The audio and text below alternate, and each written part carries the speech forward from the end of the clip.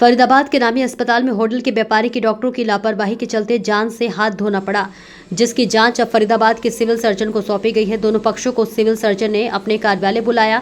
Civil surgeon ने कहा कि इसकी जांच की जा रही है। जांच के दौरान जो भी तथ्य सामने आएंगे इसके आधार पर कार्रवाई की जाएगी। आरोप है कि एक निजी अस्पताल के संचालक ने कोसीकला यूपी के उद्योगपति व समाजसेवी को फरीदाबाद के निजी अस्पताल में रेफर कर दिया, जहां पर अस्पताल के डॉक्टरों की लापरवाही के कारण उस उद्योगपति की अपनी जान से हाथ धोना पड़ा।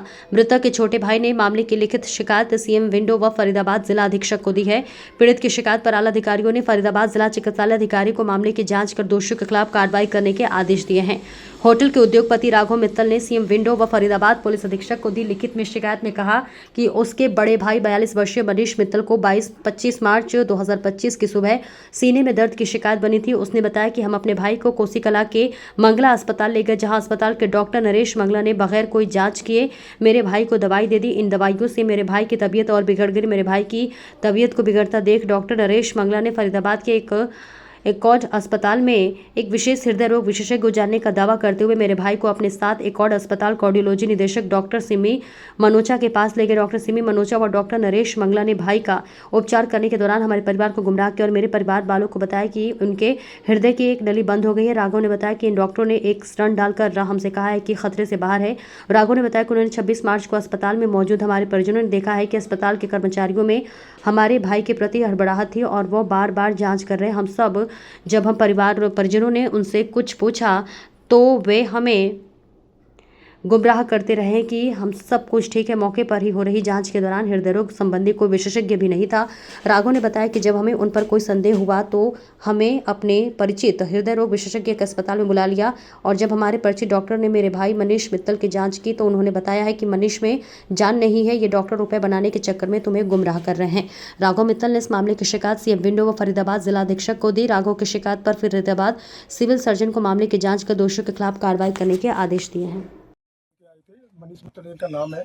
उनको हम कोसीकला में मंगला हॉस्पिटल के पास लेके गए थे। कितनी उम्र थी आपके भाई की? 42 ईयर थी। क्या बीमारी थी? उनके कोई भी कैसी भी बीमारी नहीं थी, उनके सिर्फ चेस्ट में पेन हुआ था। चेस्ट के पेन की वजह से उनको हम मंगला हॉस्पिटल लेके गए। उन्होंने ट्रीटमेंट करा, क्या करा पता नहीं। उसके बाद उन्होंने ईसीजी करी। ईसीजी के बाद उन्होंने डॉक्टर सिमी मनोचा को फोन किया कि मेरे पास एक पेशेंट आया हुआ है, इनको मैं आपके पास लेके आ रहा हूँ। हमने उनसे बोला भी था कि कोई और अच्छा हॉस्पिटल हो तो वहाँ उनको लेके जाओ, लेकिन वो बोले कि मेरी चचेरी बहन लगती है और मेरे से अच्छे संपर्क हैं, मैं उनके पास आपको ले चलता हूँ। पैसे की कोई दिक्कत नहीं है। उनको पता था कि पैसे की हमारे पास कोई इशू नहीं था, इस वजह से हम उनके विश्वास के ऊपर वहाँ पर लेके गए। लेकिन हमारे भाई को सही ट्रीटमेंट नहीं मिल पाया क्योंकि उस टाइम कोई भी कैथलेब में आदमी मौजूद नहीं था। क्या कहना चाहते हैं, मतलब डॉक्टर की लापरवाही? कहाँ लेके, कहाँ, कौन सा अस्पताल ले गए थे? हॉस्पिटल में लेकर के गए थे। अच्छा। जहाँ मेरी शाम को 4 बजे भैया से ठीक ठाक कोई सब तरह की बात हुई है, उनके कोई भी प्रॉब्लम नहीं थी। 4 साढ़े 4 बजे एकदम से इनका फोन आया डॉक्टर का कि ऐसे आपके भाई की ट्रीटमेंट तबियत कुछ खराब है।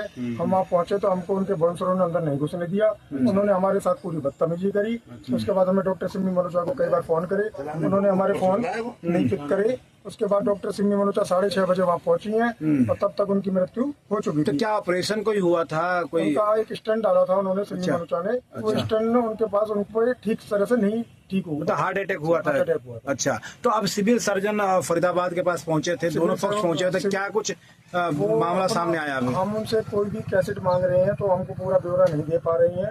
हमने उनको अभी कोर्ट के थ्रू उनको एक नोटिस भेजा था कि हमें इसकी पूरी कॉपी करा के जांच की जाए। उन्होंने मामला सिविल सर्जन सीएमओ साहब के पास भेजा हुआ है। हमें उनसे आश्वासन है कि हो सकता है हमारा कुछ ना कुछ करा जाए। क्या हमें उनसे कोई पैसे का कोई लेन देन नहीं करना, हमें तो सिर्फ ये जैसे हमारे भाई के साथ जो हुआ है वो किसी और भाई के साथ ना हो। यहाँ पर डॉक्टर्स की टीम पहुंची थी, हमने रोकने की कोशिश की लेकिन नहीं रुके, क्या लगता है? वो तो जी हम पर उल्टा प्रेशर बना रहे हैं कि अपना ये केस वापस लो, लेकिन हम किसी भी प्रकार से दबने वाले नहीं हैं। तो दबाव किस लिए? दबाव इसलिए दे रहे हैं कि हम बिल्कुल ठीक है जी, हमारे यहाँ तो मृत्यु हुई है, तो कोई पहली मृत्यु नहीं हुई है। हॉस्पिटल में सीएमओ साहब ने इसमें क्या बोला? सीएमओ साहब दोनों पक्षों का कॉपीराइट करवा रहे हैं, दोनों पक्षों के बयान ले रहे हैं। इससे पहले एक तारीख हमें और मिली थी, आज हमें तारीख 5 जून की दोबारा मिली है। उसके बाद अगली तारीख। ये 4 लाख वाला मामला क्या है? इसमें 4 लाख वाला मामला बोला जी अभी इसमें कुछ पता नहीं, उसमें हमने ये सुनने में आया किसी और से कि मंगला जी का उसमें कुछ कमीशन था, हमको ये लग रहा था कि हमें ये कमीशन पूरा मिल जाएगा। पूरा मिल जाएगा। अब क्या लगता है अभी दोनों पक्ष सीएमओ साहब के सामने बैठा, निष्कर्ष क्या निकला अभी? सीएमओ साहब पे पूरा विश्वास है कि इनके पास ठोस से ठोस कार्रवाई करेंगे। हमें हमारे भाई तो वापस नहीं आ सकता, लेकिन दूसरे भाई के साथ ऐसा कुछ ना हो, हमें यही प्रार्थना करते हैं।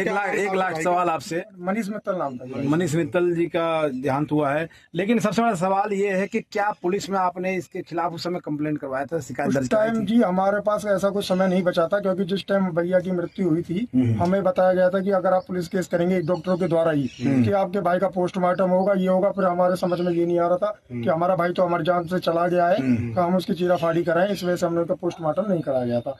हमें डॉक्टरों ने ही मना कर दिया था कि पोस्टमार्टम मत कराओ। सिविल जिनके साथ भी यही हुआ है कि वो भी अपनी भाइयों को नहीं बचा पाए। ऑथराइज्ड डॉक्टर नहीं थी? ये ऑथराइज डॉक्टर नहीं है। ये हमें अभी पूरा संतोषजनक जवाब इनके सीएमओ साहब के द्वारा नहीं मिल पा रहा है, लेकिन हमें विश्वास है कि हमें पता, सीएमओ साहब ये विश्वास दिलाएंगे कि ये जो अकॉर्ड हॉस्पिटल में सिमी मनोचा है, ये ऑपरेशन कर सकती भी थी या नहीं कर सकती थी। तो क्या सीएमओ साहब ने कोई अगली डेट रखी है? अगली डेट दी गई है।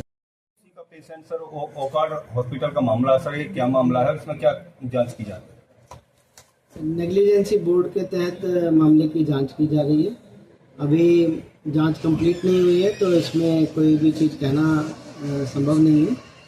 और मामले की जो जांच है जब पूरी हो जाएगी तो उसकी नेग्लिजेंसी बोर्ड जो है वो रिपोर्ट तैयार करेगा। सर जो मृतक था उसका नाम क्या था, कहाँ का रहने वाला था? सर बाकी की डिटेल जो है वो सारी ऑन रिकॉर्ड है। चीज़ें जब तक जांच प्रक्रिया पूरी नहीं की जा सकती तब तक इसमें हमें कमेंट करना पॉसिबल नहीं है। तो सर आज मतलब दोनों बुलाए गए अकॉर्ड हॉस्पिटल के और जो मृतक के परिजन सारे जांच में शामिल हुए? पक्ष विपक्ष दोनों बुलाए गए थे।